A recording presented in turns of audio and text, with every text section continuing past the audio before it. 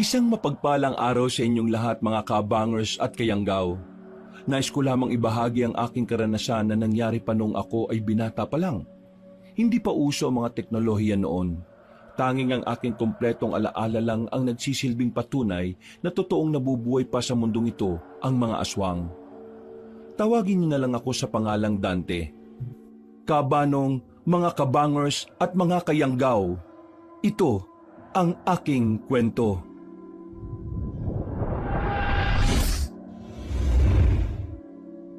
Bago nga pala magsimula ang ating kwento, sana'y mapindot nyo muna ang subscribe button at ang notification bell para lagi kayong nanonotify pag may bago tayong mga kwento. At huwag nyo rin kalilimutan mag-like at comment. Napakalaking tulong po ito sa ating channel para mas makapagatid pa kami sa inyo ng mga magaganda at mga nakakapangilabot na mga kwento. At ngayon, sa ating pagpapatuloy. Ay nako, nakakapagod naman talaga ang buhay na ito. Kagagaling ko lang sa trabaho, ako pa talaga ang magpupuno ng drum na ito. Ay Diyos ko, hindi ko na talaga masa ng anak kong yun Palibasa, nagkaroon ng magandang trabaho. Akala niya siguro katulong niya na ako rito. Aling Fatima, pupunin niyo po ba yung drum na yan? Dante. Napadaan ka. Oo Kailangan kong punuin ito kasi wala nang panligo. Alam mo naman, sa susunod pa babalik ang linya ng tubig dito sa Barrio Masigla. Tulungan ko na po kayo. Ay nako, nakakahiya naman sa'yo. Tinulungan mo na nga ako nung nakaraan Tutulungan mo pa ako ngayon. Nakakaabala na. Ano ba naman kayo? Hindi naman po kasi ibang tao na kayo sa akin Magiging nanay ko na rin naman kayo balang araw. Nanay na ang tawag ko sa inyo kasi matagal na rin naman kami ni Alona. Ay, ikaw talaga. Ayos na ako na tawagin mo munang Aling Fatima. Magkasintahan pa lang naman kayo ng anak ko Tita Fatima na lang kaya para medyo maganda pakinggan. Kapag Ali kasi parang hindi tayo magkakilala Ay naku, bahala ka. Kahit anong gusto mong itawag sa akin, wag lang nanay o mama kasi hindi pa naman kayo kinakasal O sige po. O paano, di Tita Fatima na lang po. O sige, handa ko na po itong kariton. Tapos, isakay na natin yung mga balde at galon ninyo. Napangiti na lang sa akin si Tita Fatima. Ina siya ng kasintahan kong si Alona. Matagal na kami ni Alona kaya ganun na rin kalalim ang samahan namin ni Tita Fatima. Parang pangalawang ina ko na rin siya. Wala akong naging problema sa kanya kahit na kailan. Sa katunayan, sobrang bait niya sa akin. Kapag meron akong mga problema, mas maaasahan ko pa siya kaysa kay Alona. Masyado na kasing abala ang kasintahan ko sa maraming bagay mula nang makapagtrabaho ito sa bayan. Binalikan ko si Tita Fatima tulak-tulak ang kariton na ginawa ko. Isinakay naman namin kagad ang malalaking balde at ang mga galon. Tita, pasensya na po kayo kay Alona ha. Alam ko, napapagod kayo sa mga gawaing bahay. Sinabihan ko na naman po siya na tulungan niya kayo kahit magugas man lang ng mga pinggan Ang kaso, palagi kami nag-aaway kapag pinagsasabihan ko siya. Pakiramdam niya kasi, sinasabihan ko siya ng tamad. Ano ka ba naman? Hindi mo naman kailangang humingi ng paumanhin kung tutuusin. Nagpapasalamat pa nga ako sa iyo Kasi hindi ikaw yung tipo ng lalaki na pababayaan lang ang katamaran ng kasintahan niya. Kaso kasi, ganun ang ugali ni Alona. Ang hirap niyang utusan. Pabuti pa nga nung wala pa siyang trabaho. Nagagawa niya pang magwalis-walis sa bakuran. Dapat ako ang humingi ng paumanin sa iyo kasi kapag nagsama na kayo, inaalala ko na baka ikaw lang din lahat kikilo sa bahay ninyo. Hindi naman po siguro. Baka naman kapag dumating na yung araw na yun matuto na siya. Hindi po ako magsasawang magpaalala sa kanya. May maraming gustong maabot sa buhay ang anak kong iyon. Ang dami niyang gustong makuha. Ikaw ba, Dante? Ayos ka lang ba sa kanya? Hindi ka ba niya pinipilit na magbigay ng kung ano-ano sa kanya? Sandali akong natahimik sa tanong na yon, Kabanong. Sa totoo lang kasi, mula nang magkatrabaho na si Alona, may nag-iba na rin talaga sa ugali niya. Mas lalo siyang natakam sa mga material na bagay. hindi na niya nabibigyan ng pansin ang simpleng bagay na pinaghihirapan ko para sa kanya. Madalas din na kapag aalis kami, palaging pinipilit niya na siya ang gumastos. Para daw makain namin ng masasarap na gusto niya kasi siya ang mas maraming pera. Hindi ko na lang yung pinansin dahil ayaw kong may pagsimulan ng away. Pero sa totoo lang, Kabanong, napapadalas na ang ugali niyang yon. Parang unti-unti ko na siyang hindi nakikilala. Wala naman po akong problema sa kanya, tita. Ganun pa rin naman po kami. Kung minsan may malilit na pagtatalo lang, yun lang naman po. Sigurado ka ba? Baka naman hindi ka nagsasabi ng totoo, ha? Nagsasabi po ako ng totoo, tita. At saka, sasabihin ko naman po sa inyo kapag mayroong problema eh. Kung sakali mang nahihirapan ka na sa anak ko, kausapin mo lang siya, ha? Ipaalala mo sa kanya yung dating siya. Pakiramdam ko kasi, unti-unti na siyang binabago ng kasarapan sa buhay. Hindi na ako nakapagsalita ng mga sandaling yon, Kabanong. Maya-maya lang, nakarating na rin kami sa ilog. Sinimulan kaagad namin ang pagsalok ng tubig.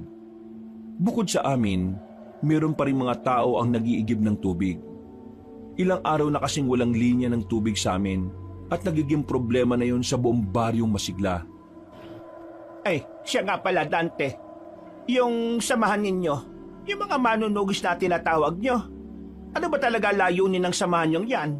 Palagi ko na lang kasing naririnig kapag napapadaan ako sa San Isidro eh. Lahat po ng masasamang nilalang na pwedeng manakit sa mga tao, yun po ang gusto namin pigilan. Pero magdadalawang taon na ang samahan namin, wala naman kaming nakikitang aswang. Ha? Aswang?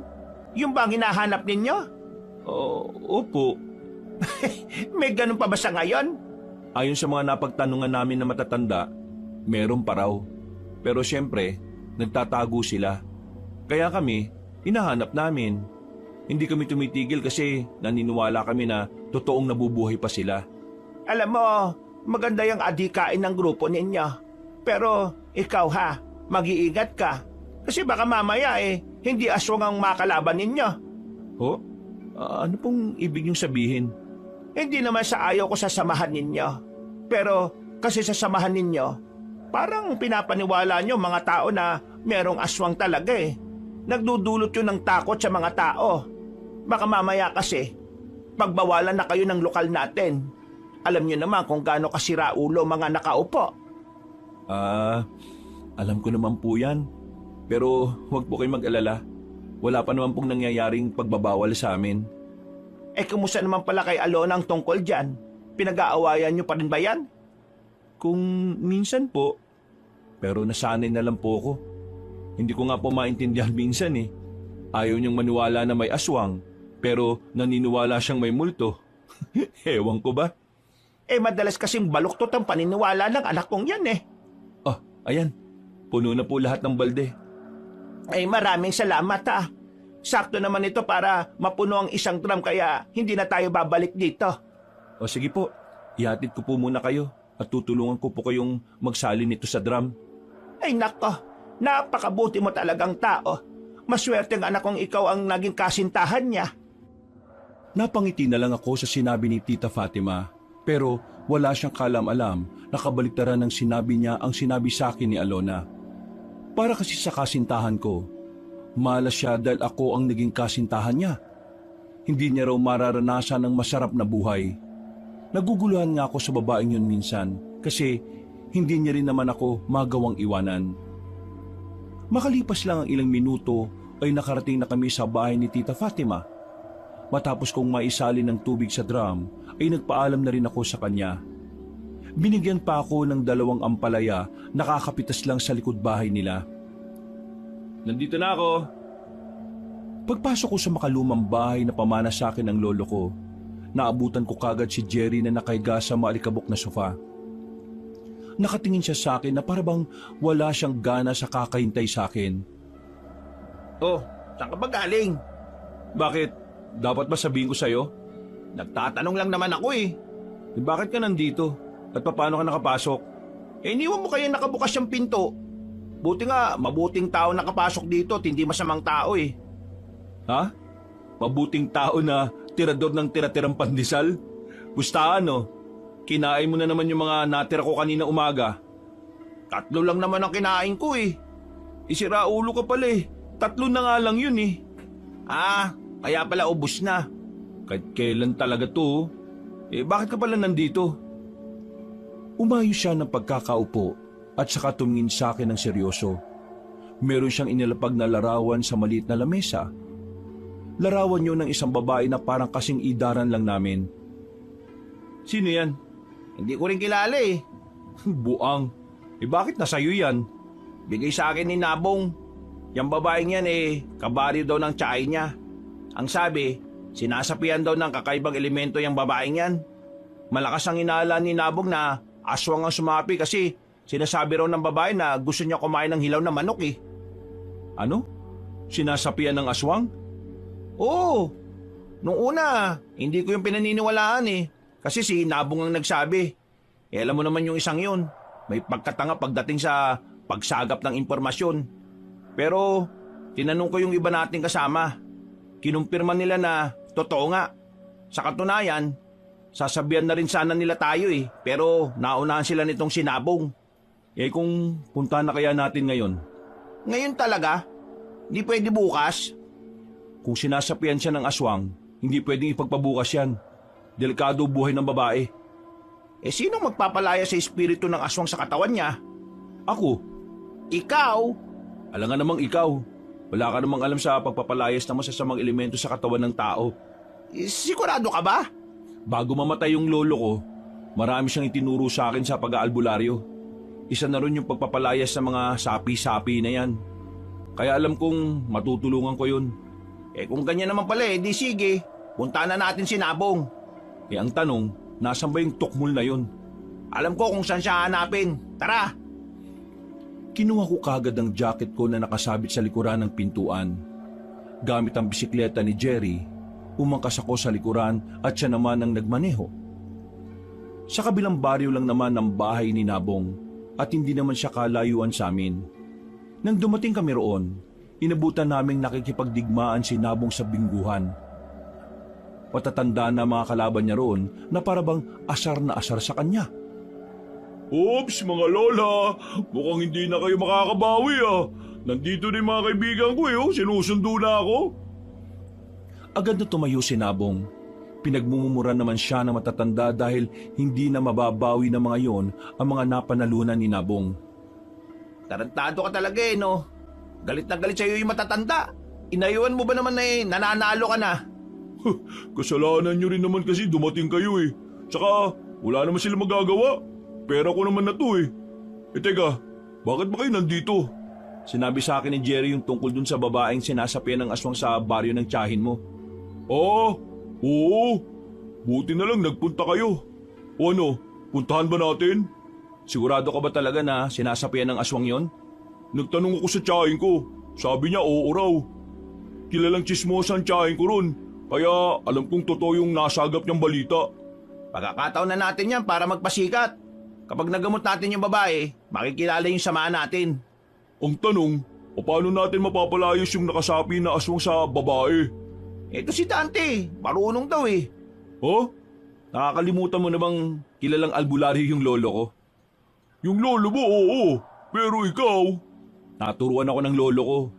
Wala ka yatang tiwala meron naman akong tiwala sa'yo. Ikaw ang pinuno ng samahan natin Pero sigurado ka ba talagang marunong ka? Ang mabuti pa, samahan mo na kami kung saan yon at patutunayan ko sa'yo. O siya, sige. Magaga pa naman Kukunin ko lang yung bisikleta ko. Hintayin niyo ako dito Agad kaming nagtungo sa kabilang baryo para puntahan ang sinasabi ni Nabong na babae. Halos 5 minutong pagbibisikleta lang ay nakarating na rin kami kagad doon. Tahimik ang bakuran. Kung titingnan ang bahay na nasa harapan namin, ay parang matamlay ang atmosfera doon. Nagkibit-balikat na lang si Nabong, pero lumapit na rin kami sa bakod para patunugin ang maliit na bell na naroon. Hindi nagtagal, isang matandang lalaki ang lumabas. Ayon sa suot at itsura nito, masasabi ko na agad na isa siyang inchik. Paglapit niya sa amin, tiningnan niya muna kami mula ulo hanggang paa. Nagkatinginan naman din kaming tatlo. Hindi kasi namin inakala na yun ang lalabas. Kaya parang nagkahiyaan kami kung sino ang kakausap sa kanya, hindi naman kami marunong magsalita ng incheck. Ano? Wala ba sa inyo sasalita? Ano ba inyo kailangan? Pasensya na po. Akala po kasi namin hindi kayo nakakapagsalita at nakakaintindi ng Tagalog eh. Ako tagal na dito nakatira Pilipinas. Kaya ako marunong na rin. Ano ba inyo sadya? 8:00 na lang gabi Narito po kami para po sa babaeng si Alisa. Nabalitaan po kasi namin na Si Alisa inyo hanap? Teka. Kayo ba tutulog sa asawa? Mabuti naman kayo dating agad. Kasi ako hintay sa inyo nung nakaraan pa eh. Halika. Pasok kayo, pasok. Nagkatinginan agad kaming tatlo. Kahit na medyo nag-aalangan, ay sumunod na lang kami sa matandang inchik. Pinupo niya kami sa harapan ng mahabang lamesa na yari sa kawayan. Maya-maya lang, bumalik siya at may daladala ng tsaa at puto. Pinakain na muna niya kami. Habang kumakain, ang dami niyang sinabi tungkol sa asawa niya. Kinuwento niya lang ang masasayang araw nilang mag-asawa. Ayon sa kanya, dati naman daw normal ang asawa niya. Pero nagulat na lang daw siya nang biglang nagbagong pananalita at kilos nito. Sa sobrang dami ng mga sinabi niya ay hindi kami nakasingit sa kanya. Kaya nang makakuha kami ng pagkakataon, hindi na ako nagsayang pa ng oras. Narito po kami para gamutin yung asawa ninyo.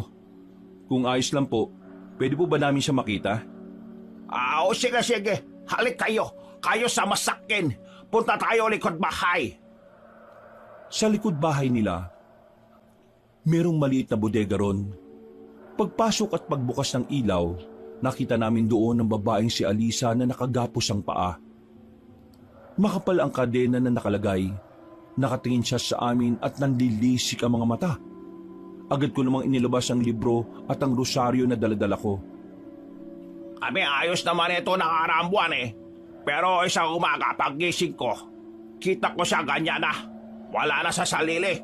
Ako ba inyo matulungan na ibalik asawa ko sa dati? Wag po kayong mag-alala. Ito po kaibigan namin magagawa niya ng paraan. Mas maigi siguro kung simulan na natin.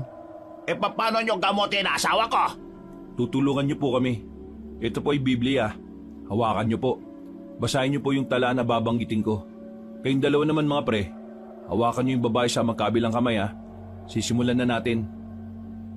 Pumwesto na ako sa harapan ng babae. Binuklat ko na ang librong itim. Nakapikit ako pag binabasa ang pahina habang dinadama ang paligid. Masamang elemento na pumasok sa katawan ng babaeng inosente na ito. Lumayas ka ngayon din kung ayaw mong mamatay. Hindi kita titigilan. Dahil ang kapangyarihan ng kabutihan ay mas malakas pa sa kasamaan ng kadiliman. Lumayas ka! Umalis ka! Sa ngalan ng Panginoong Hesukristo, lisanin mo ang katawan ng babaeng Talantado! Ako ba inyo nilola ko? Ha? Bakit po niyo ginawa yun? Sinisira niyong ritual. Ritual mo mukha mo! Bakit yung ritual asawa ko? Hindi naman siya sapi-sapi. Asawa ko may sila utak, nabaliw, nabuang, hindi sinapian. Mga sila ulo. Kayo sayang oras ko. Kayo wala respeto sa pinagdaanan ng asawa ko. Layas kayo rito, layas! Bago ko kayo tagayin aking katana. Layas! Mga buwisit! Binato niya pa ako ng Biblia sa muka. Nagmamadali kami makalabas ng bakuran nila at agad na lumayo roon. Binatukan ko naman agad si Nabong sa nangyari. Mali-mali na naman kasi ang impormasyon na nakuha niya. Bulilyaso, napahiya pa kami sa matandang inchik na yon. Sa halip na makapagpabango kami ng pangalan, mukhang masisira na kami sa baryong yon. Sira ulo ka rin talaga no? Ang sabi mo sinasapian ng aswang yung babaeng yon. Nabaliw lang naman pala yun. Ano magagawa ko? Sinabi ko lang naman sa inyo kung ano yung mga narinig ni Tia tungkol sa babae. Sana man lang kasi nag-double check ka. Kung tama nga ba yung impormasyon. Langya ka Nakakaya yung ginawa natin. Napapakamot na lamang ako sa ulo ng dahil sa nangyari. Makailang beses namin pinagbababatukan si Nabong dahil sa kahihiyan. Napatambay na lang kami sa ilog kahit na lumalalim na rin ang kinagabihan. Walang ya. Naiinis pa rin ako. Nakakabas yung ginawa natin. Kahit ako yung matandang inchik magagalit din ako kanina. Una, kasalanan ko na. Pero yun lang din naman kasi yung sinabi sa akin ni Tia Ang bihira ka.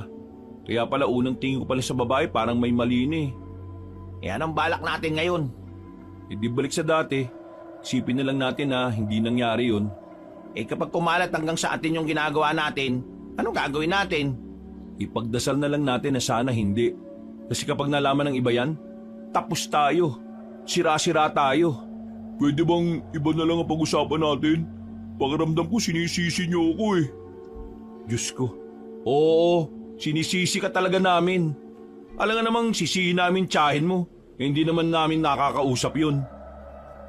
Sumaglit lang kami sa tambayan doon at maya-maya lang din ay naisipan na rin naming umuwi. Dumaan pa ako saglit sa bahay ng kasintahan kong si Alona, pero hanggang sa mga sandaling yon ay hindi pa rin siya nakakauwi. Sa mga nakalipas na araw, napapansin ko no na napapadalas na ang pag-uwi niya nang wala sa oras. Napapailing na lang ako habang tinatahak ang daan pag-uwi. Nang malapit na ako sa bahay namin, saka ko nakasalubong si Alona. Nilapitan ko siya kagad para kausapin, pero unang salita ko pa lang ay nakaramdam na ako ng pagkairita niya. Alona, bakit ngayon ka lang? Alanganing oras na May pinuntahan lang ako. Pinuntahan? Saan? Pwede bang wag mo muna akong tanungin ng kung ano-ano? Pagod ako. Gusto ko lang munang umuwi at makapagpahinga. Tuwing susubukan kitang makausap, palagi ka nalang pagod. Kapag sa akin ba talaga wala ka ng oras na mailaan? Dante, alam mo naman ang trabaho ko. Kung sino-sinong kinakausap ko sa araw-araw, iba't ibang tao, iba't ibang ugali. Malamang, mapapagod ako. Pero nagagawa mo nga maglaan ng oras sa ibang bagay Kasi yon, nakakapagpasaya sa akin. At ako hindi. Sino magiging masaya sa ganito? Kakauwi ko lang, ito kagad ang bungad mo sa akin. Palibasa ikaw, hindi ka naman napapagod. Ni wala ka nga rin kinikita sa pagiging manunugis mo na yan Kabaliwan lang yan. Manunugis ka dyan. Wala naman kayo matugis. Para kayong mga weirdong tao. Huwag mo naman sanang malitin kung ano yung mga ginagawa namin. Kasi ayoko na makipagtalo. Uuwi na ako para makapagpahinga na. Ang laki na talaga ng pinagbago mo, Alona. Nagsimula lang naman lahat ng yan nung magkatrabaho ka. Di anong gusto mong sabihin? Binago ng pera ang ugali ko? Ganun ang tingin mo sa akin? Bakit, hindi ba? Alam mo, kung wala ka lang magandang may dudulot sa akin, pwede bang wag mo na akong kausapin? Kasi mas lalo lang akong napapagod sa mga sinasabi mo Hayaan mo na muna akong makapagpahinga, pwede? Magsasalita pa sana ako, pero naglakad na siya ng mabilis. Wala akong nagawa kundi ang hayaan na lang siyang makalayo. Aminin ko man o hindi, nababahala na ako sa kanyang inaasal. Habang tumatagal, palala ng palala ang pinapakita niyang pagsasawalang bahala sa mga taong tunay na nagmamahal sa kanya. Kinabukasan, balik sa dati ang buhay ko. Papasok ako sa trabaho bilang tagabantay ng mga inaalagaang hayop ng isa sa pinakamayamang tao sa lugar namin. Malaki naman ang kinikita ko ron kahit na madalas wala naman akong ginagawa. Maikli din ang oras ng trabaho. Basta mapakain mo lang ng tama, yung mga alaga niya ay ayos na. Ang kaso nga lang, paminsan-minsan lang ang pasok ko ron. Depende kung kailan ako ipapatawag at kung kailan nawala yung tunay na nag-aalaga sa mga hayop. Pero ganun pa man, kahit na 1 o 2 araw lang ang ipinasok ko ron, sumasapat na yon para sa panggastos ko sa loob ng 2 linggo. Kaya nga lang, kung minsan ay nasasaid kaya umi-extra din ako sa ibang trabaho. Bagay na hindi alam ni Alona. Hindi ko rin kasi sinasabi dahil sa alam kong mamaliitin niya lang din naman ako. Wala bang pagpupulo ngayon, Dante? Wala na muna siguro. Wala pa namang dapat pag-usapan Sayang no? Kung totoo pala sanang sinasapian ng aswang yung babae kagabi, di sana sikat na tayo kung nagamot natin. Kung totoo, kaso nagkamali tayo Buisit, nakakaya pa rin. Uy, Dante! Jerry! Napalingon kaming dalawa nang marinig namin ang tawag ni Nabong. Nakasimangot namin siyang hinarap. Hinihingal pa siya na parang sobrang layo ng itinakbo niya papunta sa amin. Oh, ano na naman? May dala-dala ka na naman katarantaduan, no? Sandali. Mamaya na kayo magsalita. May sasabihin ako mahalaga. Siguraduhin mo lang na mahalaga yan, ha? Kasi saasapakin ko na talaga yung mukha mo kapag kalokohan na naman yan. Hindi. Tungkol to dun sa babae. O hindi kalokohan nga talaga yan. Hindi to kalokohan. Makinig nga muna kayo kasi. O sige na. Magsalita ka na kasi. Nakahanda na tong kamao ko, ha? Pasensyaan talaga tayo.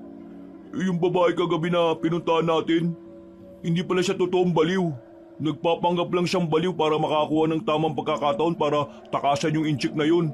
Nananakit daw kasi yung inchik eh. Oy, ano naman ngayon? Suntukin na kaya kita. Wala na tayong pakialam kung nagpapanggap lang na baliw yun o hindi. Buhay nila yun eh. Bahala sila magsakitan. Manahimik na muna kasi kayo. Wala pa ako sa pinakasasabihin ko eh. Yung babaeng yun, kagabi rin nakatakas. Kanina madaling araw, habang naghihintay ako kay Tia para ihatid siya sa bayan, nakita ko yung babae, natakbo. Humingi pa nga siya ng tulong sa akin kaso bigla naman siyang umalis. Tapos kaninang umaga, mga nakita na lang yung bangkay ng babae sa gilid ng kalsada eh. Pinatay ng inchik malamang. Hindi, malabong yung inchik yung pumatay sa kanya. Pero siya yung pinagbibintangan ng mga tao. Pero para sa akin, hindi siya. Paano mo naman nasabi na hindi siya? Sabi mo nga nananakit yung inchik. Naalala niyo ba yung nabasa nating libro noon? Yung lumang libro na manipis lang? Yung tungkol sa maalamat na aswang na umiinom ng dugo ng tao? O paano naman namin makakalimutan yun eh? Doon nagsimula yung grupo nating manunugis. Tingin ko, ganun yung nangyari sa babae. Sobrang tuyot na tuyot kasi siya eh. Payat na payat. Parang sinimot talaga yung dugo niya. Sobrang putla. Nung una hindi ako naniniwala na nawalan siya ng dugo eh. Pero nung nakita ko yung parang butas niya sa bandang pulso sa kamay, doon na ako napaisip. Sigurado ka bang totoo na yung sinasabi mo? Oo nga, totoo nga to. Bakit ba ayaw niyong maniwala? Gusto ko makita yung katawan ng babae. Kung ganun di sumama kayo sa akin. Kilala ng tiyahin ko yung pinagdalang morgue sa babae. Wala kaming sinayang na pagkakataon ng mga sandaling yon, Kabanong. Mabilis naming pinuntahan ng morgue. Nakasaklob na ng kulay itim na tela ang bangkay at sisimulan na sanang imbalsamuhin. Pero buti na lang ay nakakuntsaba namin ang lalaki para sandaling matingnan ng bangkay. Tiningnan ko ang pulso sa bandang kamay. Doon ko nakita ang 2 butas na parang gawa ng mahabang pangil. Lumabas kami kaagad matapos kong makumpirma sa sarili ko. O ano? Anong tingin mo? Mga tol, tingin ko magkakaroon na ng buhay ang samahan natin. Bakit? Sigurado ka na bang aswangin dumali sa babaeng yon? Di ako pwede magkamali. Pero ganun-ganun yung nasa librong nabasa natin eh. Iba't ibang emosyon ang naramdaman namin ng mga sandaling yon. Nababahala, natatakot at nasasabik. Nababahala kami dahil alam namin na ang ganong uri ng pagpatay ng aswang ay hindi pangkaraniwan. Iba ang level ng aswang na gumagawa ng ganon. Natatakot kami dahil kapag nagkataon, kami ang samahan na makakaharap ng aswang. At kung mangyayari yon, aminado kaming mahihirapan kami dahil karamihan sa amin ay puro bago. Pero sa kabilang banda, nakakaramdam din naman kami ng kasabikan. Dahil kung sakaling mapatay namin ang aswang na yon, paniguradong makikilala ang samahan na binubuo namin. Dahil sa posibilidad na baka aswang nga ang pumaslan sa babae, napatawag agad ako ng pagpupulong. Lahat ng miyembro ng samahan namin ay inabisuhan namin para sa posibilidad na inkwentro sa mga aswang. Kinagabihan, sinimulan namin ang pagroronda sa kagubatan. Nilibot namin ang kasukalan ng gubat, kung saan-saan na rin kami nagsusuot. Inabot na kami ng madaling araw sa kakahanap sa aswang. Pero sa kasamaang palad, wala namang kaming napala. Kahit na bakas lang ng aswang ay wala kaming nakita. Bandang 4:00 na ng madaling araw nang mag-uwi na ang mga kasamahan namin. Noong mga sandaling yon, nagpaiwan na muna kaming 3 sa ilog para magpahinga. Napagod lang tayo. Wala naman tayong napala sa pagroronda natin. Hindi naman natin agad mahahanap ang aswang sa isang ronda lang. Kaya kung hindi natin siya nakita ngayon, siguro sa ibang araw. Tama si Dante. Hindi lahat nakukuha sa isang subok. At saka aswang ang hinahanap natin. Alam naman natin na ang aswang ay mailap sa mga tao. Magtatago talaga mga yun. Pero paano kung malakas ang aswang na hinahanap natin at mapahamak lang tayo? Bakit? Ngayon ko pa ba nag-aalinlangan? Naduduwag ka na ba ngayon? Kung kailan malapit na nating makamit yung pagkilala na matagal na nating inaasam? Hindi ako natuduwag. Sinasabi ko lang delikado na wala tayong alam sa hinahanap natin. Ang alam lang natin, aswang siya na umiinom ng dugo. Yun lang. Kaya nga natin hinahanap para magkaroon tayo ng nalalaman tungkol sa aswang na yun eh. Pambihira ka naman oh. Ito lang ang tanging paraan para mas lumawak ang pangunawa natin tungkol sa mga aswang. Ang makita sila ng aktwal. Kung sa bagay. Pero naawa pa rin ako dun sa babae. Sinasaktan na nga siya ng inchik na yun. Dinali pa siya ng aswang. Napakasaklap ng buhay niya. Ganun talaga. Napunta siya sa siraulong tao eh. Ay, siya nga pala. Hindi ba natin sasabihin sa iba na baka aswang yung dumali sa babae? Alam mo naman na hindi lahat ng tao dito sa atin bukas sa usaping aswang. Magiging katatawanan lang tayo sa iba. At baka makaabala pa yun sa paghahanap natin sa aswang. Saka na natin sasabihin sa kanila kapag nahuli na natin yung aswang na hinahanap natin. Bumuntong hininga na lang ako. Pagkatapos ng pag-uusap namin doon ay umalis na rin kami. Humiwalay na ako sa kanila at dumaan ako sa bahay nila Alona. Pero ang nanay niya lang ang nadaanan ko roon. Nakita kong naglalaga na yun ng mga paninda niyang kamote para sa almusal. Bukod kasi sa pagtatrabaho at mga gawaing bahay, nagbebenta rin yun ng mga kakanin at kamote kapag walang ginagawa. Dante, bakit gising ka pa? O kagigising mo pa lang? Hindi pa po ako natutulog. Meron lang po kaming pinuntahan ng mga kaibigan ko. Ay, ganun ba? O halika, pasok ka muna. Sakto maluluto na itong kamote. Nakakain ka ba ng kamote? Oo po. Masarap nga po yan lalo na kung isasawsaw sa asukal. Wala ka talagang arte sa katawan kahit na kailan. Mabuti ka pa. Si Alona, napaka-arte sa pagkain. Nagkausap na po ba kayo ngayon? Ngayon? Hindi pa nga nauwi. Baka mamayang maliwanag na yun umuwi. Hindi pa ho nauwi? Sobrang wala na sa oras Kaya nga Ewan ko ba sa babaeng yon? Hindi ko alam kung bakit bigla na lang naging ganon ang ugali niya. Sobrang huli na uuwi tapos paggising aalis na kagad. Hindi man lang ako ginising para magpaalam. Teka, may naging problema ba kayo kaya siya ganon? Nito lang, nagkasagutan kami kasi pinuna ko rin yung pag-uwi niya nang wala sa tamang oras. Bago pa yon, ganon na po talaga siya. Palagi rin siyang iritado kapag mag-uusap kaming dalawa. Ano kaya nangyayari sa batang yon? Kapag kinakausap, sasabihin lang niya na pagod siya. Ay nako, nag-aalala na ako. Huwag po kayo mag-alala. Kapag nakita ko siya, kakausapin ko po ulit siya. Baka naman mas lalo lang kayo mag-away. Ako na pong bahala doon. Bumiti na lang ako kay Tita Fatima noong mga sandaling yon, Kabanong. Pero sa loob-loob ko ay nababahala na rin ako sa mga ikinikilos ng kasintahan ko. Makalipas pa ang halos 1 linggo, ganun at ganun pa rin ang ugali ni Alona. Kahit na anong pakiusap ko sa kanya, hindi niya talaga ako pinakikinggan. 7:00 ng gabi, pumunta ako sa bayan. Pista noong mga sandaling yon. Meron kasi akong dating kakilala na nag-imbita sa akin sa bahay nila. Papasok na sana ako sa isang barangay doon. Nagulat na lang ako nang biglang lumitaw si Nabong at Jerry sa gilid. Hinirangan nila ako na parabang ayaw nila akong papasukin doon. Oh, bakit kayo nandito? Anong ginagawa niyo rito? Oh, malamang, nakikipista rin. Tara, uwi ka na. Buwang ka ba?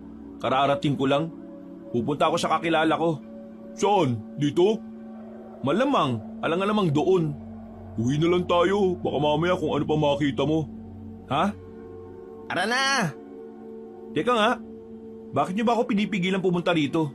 Kayo lang ba pwedeng dumalo sa mga ganitong pista? Nga kayo makulit?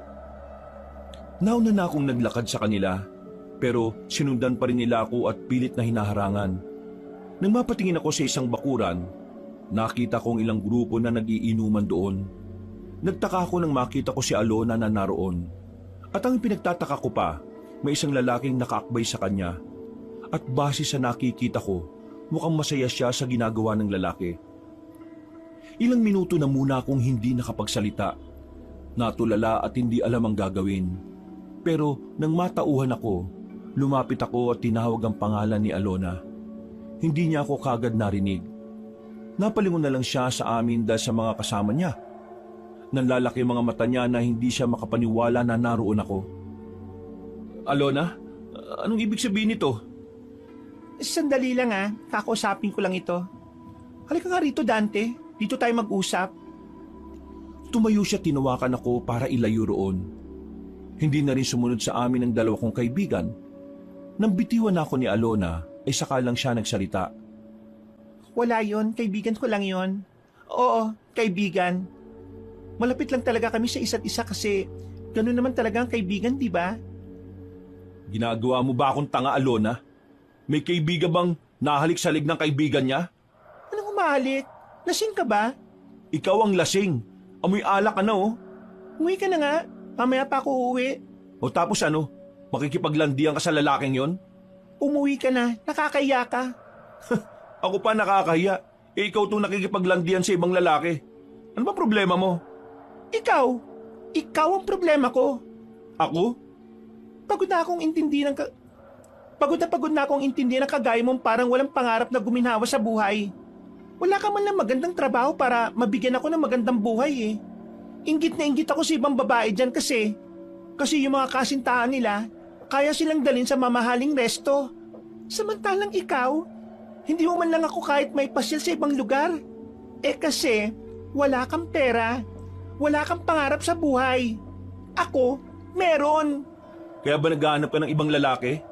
Bakit mayaman ba yon? Mapera ba yon? Dinala ka na ba nun sa mamahaling kainan? Oo, lahat nasa kanya na. Yun na ba yung bago mo? Oo, kasi ayaw ko na sa'yo. Wala kang kwenta, wala kang pakinabang sa akin. Pinagsisisihan ko kung bakit pa kita sinagot noon.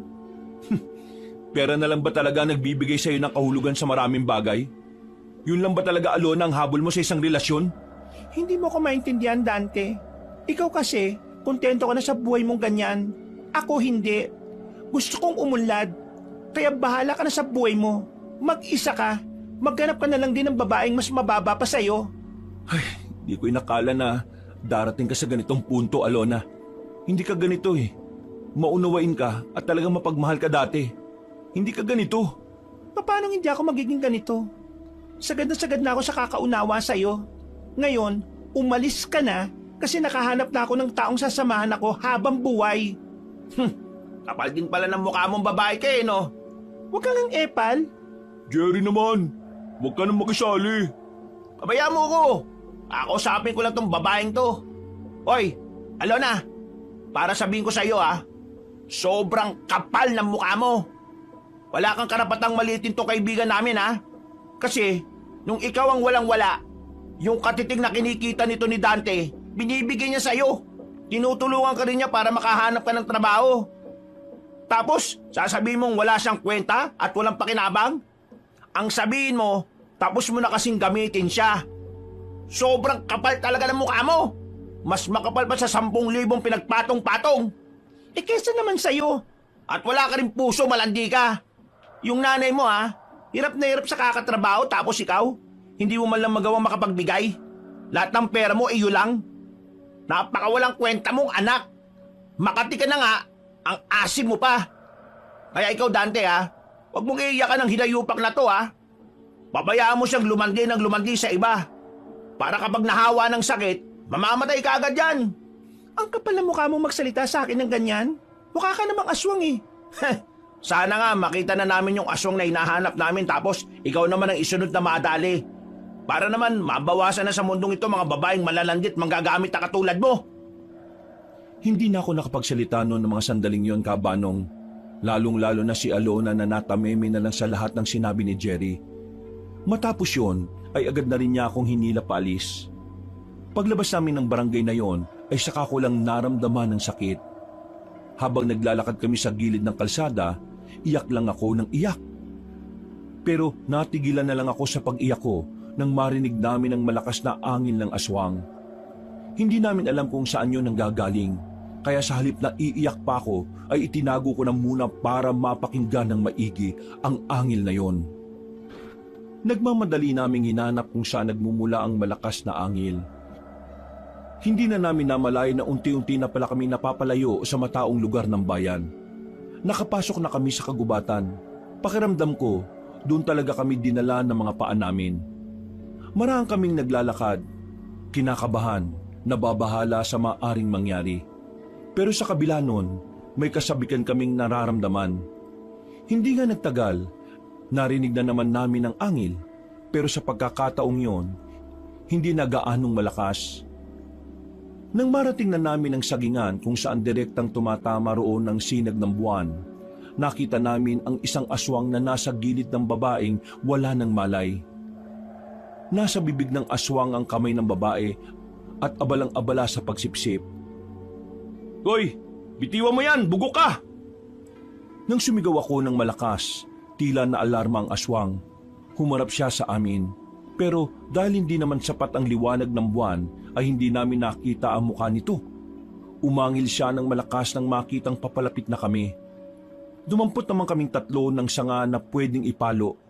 Ang kaso nga lang, bago pa kami makalapit, ay agad nang tumakbo ang aswang. Mga pre, buhay pa itong babae. May pulso ba? Mukhang sumakto yung dating natin dahil hindi pa maraming dugo ang nawawala sa kanya. "Okay na, bubuhatin ko na. Dalhin niyo sa pamunuan yan. Ahabulin ko lang yung aswang." Buwang ka ba? Wala kang dalang sandata. Ang malaga ngayon, napatunayan na talaga natin na totoo yung aswang. Na totoong nagbalik na sila. Unahin na muna natin itong babae. Kahit na sabik na akong makaharap ang aswang noong mga sandaling yon, Kabanong, ay nakinig na lang ako kay Jerry. Dinala namin ang babae sa harap ng pamunuan ng bayan. Inilagay namin ang babae sa daan nang walang nakakakita sa amin. Maya-maya lang, may mga nakakita na sa babae at agad naman itong inasikaso. "Pwede naman nating sabihin na tayo ang nagligtas sa babae. At pwede rin nilang isipin na tayong may gawa nun sa kanya. Lalo pat hindi naman sila naniniwala na aswang ang may kagagawa nun sa babae." Ang mahalaga naman ngayon, nailigtas natin siya. Sayang, hindi natin nahabol yung aswang kanina. Sa susunod, hindi ko nahahayaan na makawala pa siya sa atin. "Huwag ka pa dalos-dalos, pre. Kanina, hindi ko alam kung bakit sobrang lakas ng kaba ko. Pakiramdam ko talaga, hindi pangkaraniwan yung aswang na yun eh." Hindi man namin napuksa ang aswang, ay naging masaya na rin kami kahit na papaano. Umuwi kami sa baryo namin. At nang mag-isa na lang ako, naalala ko na naman ang ginawang panluloko sa akin ni Alona. Napapailing na lang ako. Wala nang luhang lumalabas sa mga mata ko. Ang kalungkutan ay napalitan na rin ng galit. Dahil sa engkwentro namin sa aswang, mas lalong naging ganado ang samahan namin. Pinagtatawanan man kami ng mga tao dahil sa mga kwentong kumakalat, hindi na lang din namin sila inintindi. Sinimulan na rin namin ang matinding pagsasanay bilang paghahanda sa paghaharap namin sa aswang. Kahit papaano ay nagkaroon ng magandang progreso ang mga ginagawa namin dahil lahat sila ay natututo naman. Oh, sige na mga kasama. Umuwi na kayo. Magpapahinga lang kami rito at uuwi na rin kami. "Diretso bahay ah. Hindi yung puro katarantaduhan pa ang gagawin nyo. Kami na ng mga asawa nyo eh." "Mga tol, maraming salamat ah. Ha? Salamat saan? Sa pagsama nyo sa akin sa pagbuo ng samahan natin." "Buwang ang putik. Hindi mo naman kailangan magpasalamat eh. Gusto rin naman namin itong ginagawa namin. Di ba, Jerry?" Oo nga. Para ka namang iba eh. Basta, nararamdaman ko, malapit ang makilala ang samahan natin. Malapit na natin makasagupa at mapatay ang aswang na yon. Kaya kailangan natin pagandaan ang araw na yon. Natigil lang ang usapan namin nang biglang may napansin kaming matandang lalaki na naglalakad. Normal naman ang kasuotan niya. Meron siyang daladalang tungkod, malinis ang muka, at talaga namang walang kahit na anong bigote o balbas. Akala namin ay dadaan lang talaga siya, pero nagtaka kami nang huminto siya sa harapan namin. "Ano pong kailangan nyo?" Mga manodogis kayo. Teka, paano mo nalaman? Kanina ko pa kayo pinanonood eh. Ibig sabihin, nasa paligid ka lang mula kanina? Ano ang layo din ng inyong samahan? Bago namin sabihin sa inyo, pwede ba naming malaman muna kung sino ka? Huminga ng malalim ang matandang lalaki at tumingin sa malayo. Humiti siya sa amin na parabang matagal na niya kaming kilala. Umupo siya sa malaking bato at saka muling nagsalita. Sabihin na lang natin na isa akong albularyo. Isa kang albularyo? Ngayon, sabihin nyo naman sa akin kung ano ang layunin ng inyong samahan. Gusto namin makilala ang samahan namin. Kaya nga gustong-gusto naming mahuli ang aswang na yun eh. Makilala ang inyong samahan sa pamamagitan ng paghuli sa isang aswang? Dito sa amin, kahit na meron namang naniniwala sa mga aswang, mas marami pa rin kasi talaga ang pinagtatawanan lang kami. Kaya gusto naming mapatunayan sa kanila na totoong layunin ang ginagawa ng samahan namin. Na totoo ang sinasabi naming mga manunugis. Hindi magtatagumpay ang inyong samahan kung mababaw ang inyong layunin. Mababaw? Uy, Manong, huwag naman ganyan. Pinaghihirapan namin ang mga ginagawa namin tapos sasabihin mo lang na mababaw. Kung wala po kayong masasabing maganda, mas mainam na pong umalis na lang kayo. Hindi. Hayaan natin siya magsalita.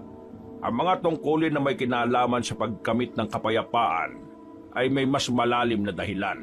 Malalim na dahilan? Kapag nalaman nyo ang pinakadahilan kung bakit kailangan nyong labanan ng aswang, doon nyo mas maiintindihan kung ano ba talaga ang papel nyo sa mundo. Teka, sandali. Dati ka bang manunugis? Kung marami kang nalalaman sa mga aswang ah. Hindi lang marami. Sobrang dami. Kayo, bagito pa kayo sa paningin ko. At sa nakikita ko, walang patutunguhan ng samahan ninyo dahil sa kababawan ninyo.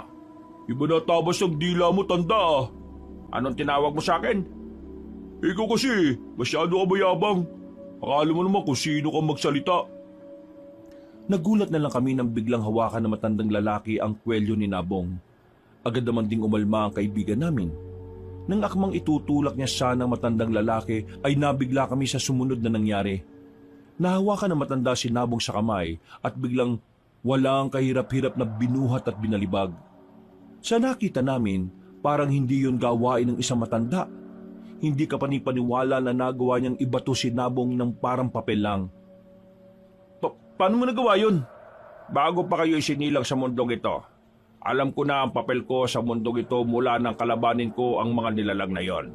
Kung gusto niyong magtagumpay, burahin niyo ang pansariling interes at isaalang-alang ang mas makabubuti.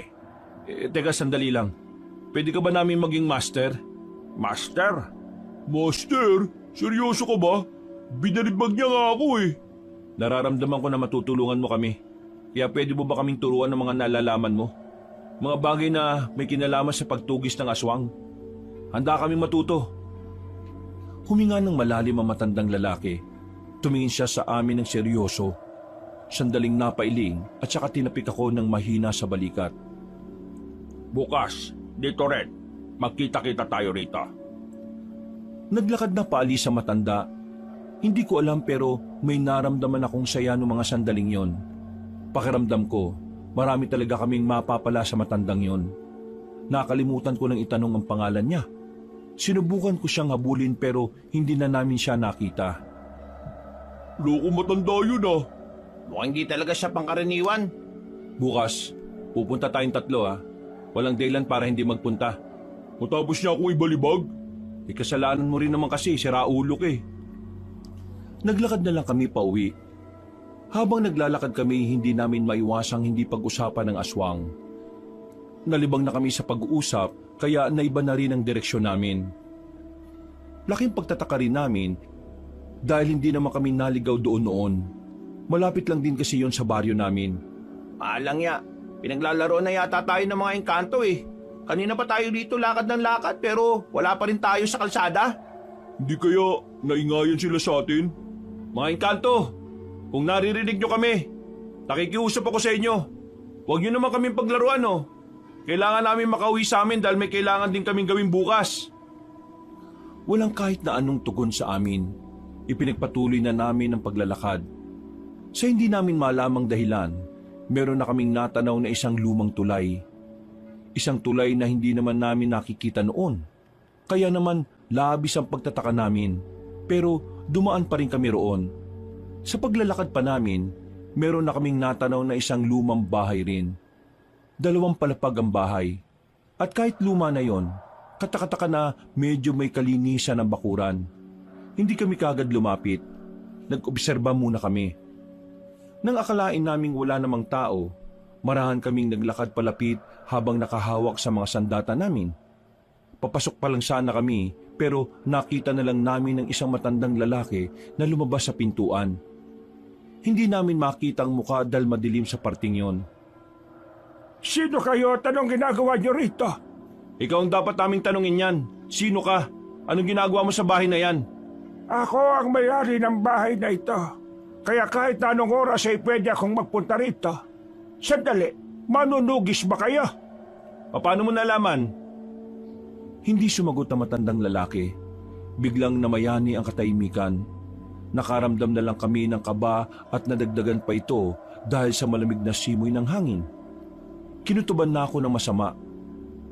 Nang bubunutin ko na ang sandata ko, ay bigla niya akong sinipa ng malakas. Tama nga ang hinala ko ng mga sandaling yon. Ang matandang nakaharap namin ay isang aswang. Hinabol ng dalawa ang matandang aswang na yon pero hindi rin nila inabutan. Masyado raw yung mabilis. Tumalon din ang mataas sa mga sanga at puno. Buisit, siguro siya yung aswang na nakita nating humihigop ng dugo sa babae. Kung pagmamayari niya nga yung bahay na ito, pasukin natin sa loob. Baka meron tayong malaman tungkol sa kanya. Pumasok kami sa bahay na yon. Naghalungkat kami pero wala naman kaming nakitang kahit na ano na may kinalaman sa mga aswang. Paglabas namin ng bahay, meron kaming natapakan na bagay sa ibaba. Pagdampot ko, isang pitaka. Lumang pitaka na walang laman na kahit na ano, maliban na lang sa nag-iisang larawan. Nang makalabas na kami ng kagubatan, saka lang namin nakita ang mukha na nasa larawan. Nabasa namin ang nasa larawan at nalaman naming 3 taon na pala mula nang ipadevelop yon. Pagtingin naman namin sa mukha ng nasa larawan ay pare-pareho kaming nagtaka sa aming nakita. Teka Dante, di ba ito yung matandang albularyo na nakausap natin kanina? Oo nga mukha niya eh. Pero galing sa aswang larawan na to Eh di, isa lang ang ibig sabihin yan. Yung nakausap natin matanda sa gubat kanina at yung sumipa sa'yo iisa. Yung albularyo at aswang ay iisa rin. Pero paano nangyari yun? Paano mangyayari yun? Eh di malamang nagpapanggap siyang albularyo para makapambiktima. Hindi. Iba yung pakiramdam ko sa albularyong nakausap natin kumpara sa nakausap natin kaninang aswang. Sinasabi mo bang magkaiba sila? Tingnan mo nga pre. Yan na yan yung mukha Pre, magising ka nga. Aswang yung albularyo. Kamukhang kamukha niya yung nandyan sa larawan. Paano yan? Pupunta pa ba tayo bukas? Kung totoong aswang ngayong albularyo na nakausap natin, yun ang pagkakataon natin para mahuli siya. Samantalahin na natin. Kinabukasan ng hapon, wala kaming sinayang na oras. Kahit na kinakabahan at medyo nababahala, pumunta kami sa napag-usapang lugar kung saan kikitain namin ang matandang albularyo. Dala-dala rin namin ang mga sandata namin at sa katunayan, napagplanuhan na rin namin kung papaano siya huhulihin. Pagdating namin sa lugar ay wala pang matanda. Kanina pa tayo dito. Darating pa kaya yung isang yun? Baka hindi na. Nabuko na natin yung tinatago niyang sikreto eh. Nararamdaman ko darating siya. Kaya ihandaan niyo yung sarili niyo. Kakayanin ba talaga natin siya? 3 tayo, mag-isa lang siya. Kung sabay-sabay tayong aatake sa kanya, hindi yun magiging mahirap para sa atin. Naghintay pa kami ng halos kalahating oras. Saktong 5:00 ng hapon, nakita na namin na matandang lalaki. Ganun na ganun pa rin ang suot niya. Dala niya pa rin ang tungkod niya. Humawak na kami sa mga sandata namin. Napansin niya yon, kaya tumigil siya ng ilang metro na lang ang pagitan namin sa kanya. Sandali, ano nangyayari? Diyan ka lang muna. Meron lang kami itatanong sa'yo. Sagutin mo lang na maayos. Magpakatotoo ka. Kung hindi, mapipilitan kaming paslangin ka ngayon din. Paslangin? Totoo ba talagang albularyo ka o nagpapanggap ka lang para makapambiktima ka? Ha? Anong pinagsasasabi mo? Sumagot ka! Isa akong albularyo at matagal lang ganito ang ginagawa ko. Kung isa kang tunay na albularyo, anong ginagawa mo sa bahay na yon? Saan bahay? Huwag ka na magkaila pa! Nagulat na lang kami nang biglang umatake na si Nabong. Tinagaan niya matanda pero agad din naman yung nakailag. Ako naman ang sumunod, pero hindi rin ako makatama. Kakaiba ang pag-ilag na ginawa ng matanda. Parang hindi siya matanda kung kumilos. Mga pre, kalma! Anong kalma? Siya ang aswang na nakita natin. Hindi tayo pwedeng kumalma ngayon. Kailangan nating tugisin ang isang yan. Sandali lang, magpapaliwanag ako! Magpapaliwanag? Wala ka nang dapat ipagpaliwanag. Aswang ka! Hindi ako aswang! Hindi namin siya pinakinggan noong mga sandaling yon, Kabanong. Pinagpatuloy namin ang pag-atake sa kanya. Pero kahit na anong gawin, hindi namin siya magawang tamaan. Hindi talaga basa-basa ang mga galaw niya. Kalkulado bawat kilos. Maya-maya lang, nakakuha ng tamang pagkakataon ng matanda. Sinuntok niya ako sa tagiliran. Namilipit ako sa sakit kaya napaupo ko sa sahig. Habang sinabong naman, walang pakundangan pa rin sa paglait. Pero kalaunan, binalibag lang din siya na matanda sa katawan ng malapad na puno. Ano? Iisa ka rin? Ha? Hindi naman ako makikipag-away eh. Makinig kayong tatlo. Hindi ako ang aswang na hinahanap ninyo. Kung ako ang aswang, hindi ko na sana kayo pinuntahan rito para turuan at sanayin.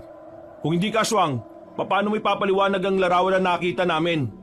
Ang aswang na nakita nyo na kamukhang kamukha ko ay ang aking kakambal. Kakambal? Kakambal? Malaking kalokohan. Palusot lang yan ng mga taong nahuhuli na. Kung ayaw nyong maniwala, tingnan nyo ang larawan na ito. Inabot sa akin na matandang isa pang larawan na kung saan naroon siya at isa pang kamukha niya. Dahil doon ay tuluyan na rin kaming nakumbinsi. Napapakamot na lang kami ni Nabong sa ulo dahil sa kahihiyan. Hindi na tuloy kami makatingin ng mata sa mata. Ang kulit nyo kasi, sabi ng kumalma kayo eh. Pasensya na po ah. Hindi namin alam. Ang naisip lang talaga namin kanina mapuksa ang aswang eh. Naiintindihan ko. Kahit di naman sino ay aatakin ako kung talagang kamukhang kamukha ko ang aswang. Pero ang larawan na nakita nyo sa bahay na yon ay kuha niya nitong mga nakaraan taon lang. Kaya talagang kamukhang kamukha niya na ako ron. Teka, bakit ka nagkaroon ng kakambal na aswang? Siya lang ba ang aswang sa pamilya ninyo? Mga bata pa lang kami. Iba na talaga ang pananaw ni Leonardo sa buhay. Iniisip niya noon pa na mas maganda kung ang isang tao ay mabubuhay ng mas matagal. Nang magbinata na kami, minana ko ang pagiging albularyo sa ama namin. Habang si Leonardo naman, na iba ang landas niya. Natuklasan niya ang tungkol sa mga aswang. Pinag-aralan niya yon nang hindi namin alam. Hanggang sa isang araw, bumalik siya sa amin at sinabi niyang magiging immortal na siya. Nagpayanggaw siya sa nakilala niyang aswang sa gubat. Sa madaling salita, naging aswang siya. Itinago namin siya at inilayo sa taong bayan. Pero hindi palaging iisa lang ang daloy ng hangin sa buhay namin. Nagbago ang landas ni Leonardo nang minsang makakain siya ng buhay na kambing. Dito niya natuklasan na mas lalakas siya kapag kumakain siya ng kumakain ng mga laman. Pero ligid sa kaalaman niya na hindi siya naging immortal kahit na naging aswang siya. Sinubukan namin siyang ulihin nang mapagtanto niya na maaari namin siyang mapatay. Tumakas siya at nagtago-tago. Pero nitong mga nakaraang taon lang, nagkita kami ulit. Akala ko magiging maayos na siya dahil pumayag siyang manirahan sa bahay na yon kasama ko. Pero ang gusto niya lang palang makuha sa akin ay ang isang anting-anting. Hindi niya yun nakuha, kaya tumakas naman siya at di na nagpakita sa akin. Hindi agad kami nakapagsalita sa mga sinabi niya, Kabanong. Medyo namangha at nakaramdam kami ng lungkot sa sinapit nilang magkapatid. Pero nang tingnan ko ang mukha na matanda, nakita at naramdaman ko sa kanya ang determinasyon na mahuli ang kanyang kakambal. Kayo po bang uhulit papas lang sa kanya? Matagal ko nang ginawa yon, pero hindi lang ako nagkaroon ng tamang pagkakataon. Kaya sa sinabi niyong nakita niyo siya, muli akong nabuhayan ng loob. Nitong mga nakaraan lang, meron siyang biniktimang babae. Buti na lang naligtas namin. Mga babae ang punterya niya. Dahil ang dugot laman ng babae ay mas nakapagbibigay ng kakaibang lakas sa kanyang katawan. Anong balak mo ngayon? Gusto ko kayong sanayin kung paano pumaslang ng mga aswang. Kailangan ko ng mga makakatulong sa akin dahil nararamdaman ko sa mga susunod na araw, hindi lang si Leonardo ang makikita nating aswang sa lansangan. Ibig niyo bang sabihin? Marami ang mga aswang, pero naghihintay lang sila ng tamang pagkakataon. Ano ba talaga ang motibo nila sa mga tao? Ang tanging layunin na nakikita ko, magpapalakas sila ng magpapalakas gamit ang mga tao. At yun ang dapat nating pigilan. Ngayon, sabihin niyo sa akin, handa ba kayo magsanay sa ilalim ng aking pamumuno? Nagkatinginan kami magkakaibigan. Pare-pareho kaming sumang-ayon doon. Alam namin na kailangan namin ng tulong ng isang veteranong mangpupuksa ng mga aswang. Kalaunan, sinabi na rin niya ang kanyang pangalan. Siya daw ay si Mang Carpio, isang malakas at mahusay na albularyo na manunugis. Buong buhay niya ay inialay niya sa kanyang tungkulin. Kaya nung mga sandaling yon, itinaya na rin namin ang aming tiwala sa kanya. Sana'y marami kayong natutunan sa mga tinuro ko sa inyo. Pero hindi pa dyan nagtatapos ang lahat. Bukas ay meron din ako ituturo sa inyo ng mga bago. Hindi ko kayo titipirin sa mga kaalaman dahil nakikita kong mabilis kayong makasunod sa akin. Maraming salamat po ulit, Mang Carpio. At pasensya na po talaga kanina. Huwag yun ang isipin ang bagay na yon. Ang mahalaga ay magkakasundo tayo. Wag po kayo mag-alala. Yung tinuro niyo po sa amin ay ituturo din namin sa iba pa namin kasama. Sigurado mas lalong lalakas ang loob ng mga kasama namin kapag nakakuha na sila ng bagong kaalaman. At sana, mas dumami pa tayo. Pero ito lang ang gusto kong ipaalala sa inyo. Huwag na huwag kayong magiging kampante. Ngayong sisimulan nyo ng pasukin ang tunay na laban, kahit na pagtulog nyo ay dapat alerto kayo. Napabuntong hininga na lang kami at napatango sa kanyang sinabi. Matapos ang pag-uusap namin, ay nagpaalam na rin si Mang Carpio sa amin. Kami naman ay naglakad na din pauwi. Habang tinatahak ang daan, hindi namin maiwasang hindi pag-usapan na matanda. Kahit kasi napatunayan naming hindi naman siya aswang, pakiramdam namin ay may kakaiba pa rin sa kanya. Alam nyo, parang may kapangyarihan si Mang Carpio. Napansin ko nga rin kanina eh. Parang hindi siya napapagod. Tapos nakita niyo yung talon niya? Hindi normal eh. Nadinig niyo naman kanina, di ba? Meron siyang anting-anting na gustong kunin ng kakambal niya. Baka kanina, yun din ang gamit niya. Naiisip ko nga rin eh, paano niya kaya papaslangin ng aswang na yun eh, kakambal niya yun. Baka kaya niya tayo kinailangan kasi gusto niya na tayo ang pumaslang sa aswang na yun. Eh kasi di ba, kapatid niya rin yun kahit na anong mangyari. Mahirap yun para sa kanya. Oo, may punto ka rin sa wakas. Bago ko uwi sa amin ay napadaan ako sa bahay nila Alona. Kagaya ng dati, wala na naman siya roon kahit gabing-gabi na. Tanging si Tita Fatima lang ang nakita ko roon. Hindi ko na lang sana papansinin si Tita Fatima dahil gusto ko na rin makapagpahinga. Pero nagulat ako nang bigla niya akong tinawag. Dante, alika rito. Oh, Tita Fatima, bakit po gising pa kayo? Hindi kasi ako inaantok eh. Iniisip ko kasi kayo ng anak ko. Ano ba nangyayari, Dante? Kaninang umaga sinabi sa akin ni Alona na wag na raw kita papupuntahin dito sa bahay. Nag-away na naman ba kayo? Tita, ang totoo niyan, nakikipaghiwalay na po sa akin si Alona. Ha? Bakit naman? Pambihirang babae naman yon. Mas maganda po siguro na sa kanya niyo na lang po itanong. Diyos ko, iho. Pasensya ka na sa anak ko, ha? Ang laki na talaga na ipinagbago niya. Ikaw pa itong nahirapan at nasaktan. Ayos lang po. Naiintindihan ko naman ang dahilan niya eh. Pero wag po kayong mag-alala. Kahit wala na po kami ng anak nyo, palagi pa rin po akong nadirito para silip-silipin kayo. At kung sakaling meron kayong kailangan, nandito lang din po ako para tumulong. Hindi ko talaga maintindihan sa anak ko kung bakit ayaw niya sa isang katulad mo. Napakabuti mong tao.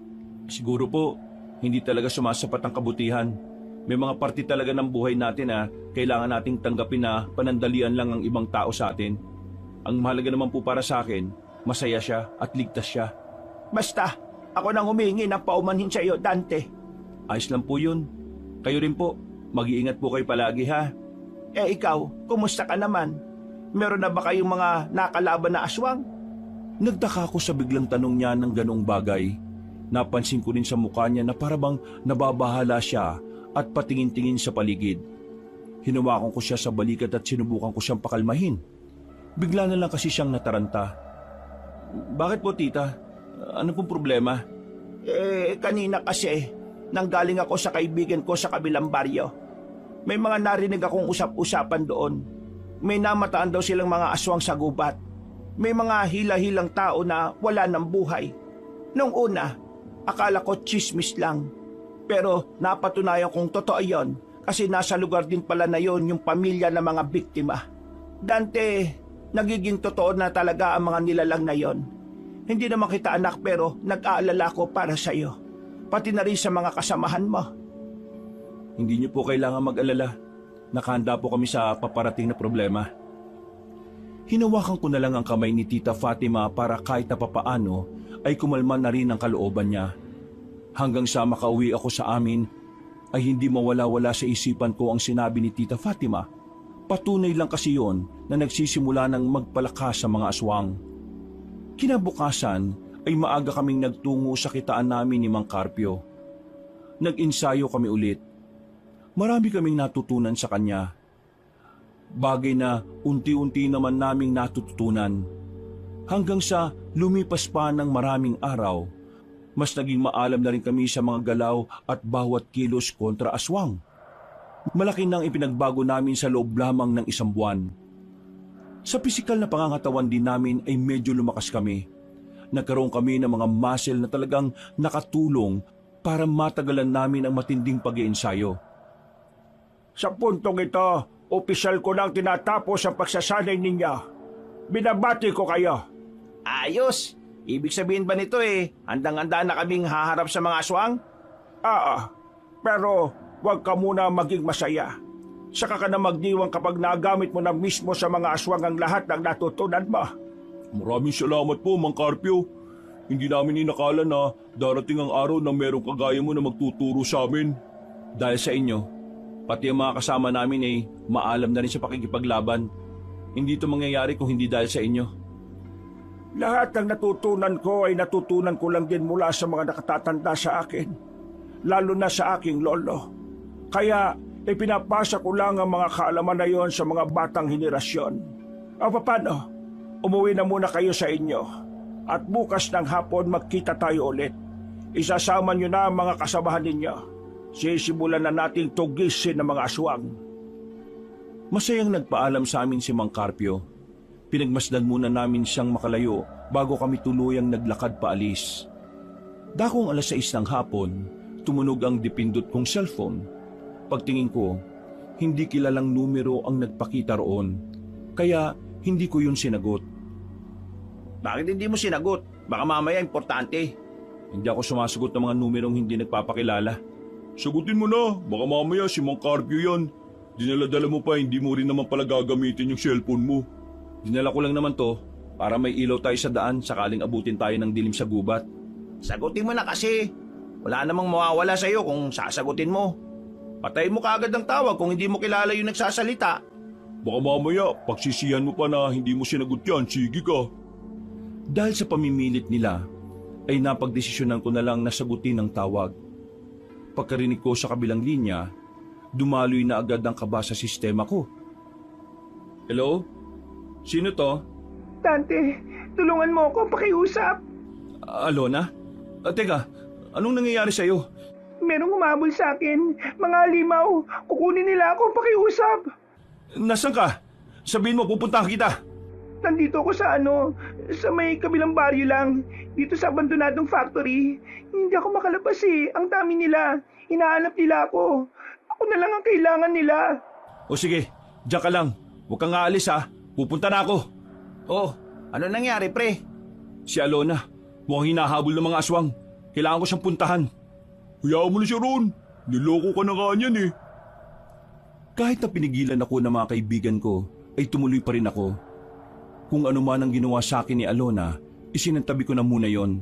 Ang malaga sa akin nung oras na yon ay makapagligtas ng buhay. Sumunod din naman sina Nabong at Jerry sa akin kahit banas na banas sila kay Alona. Gamit ang bisikleta ay tinahak namin ang daan patungo sa kabilang baryo na hindi rin naman kahalayuan sa amin. Nang matanong na namin ang abandonadong factory, narinig na rin namin ang mga kaluskos sa paligid. Maging alerto kayo.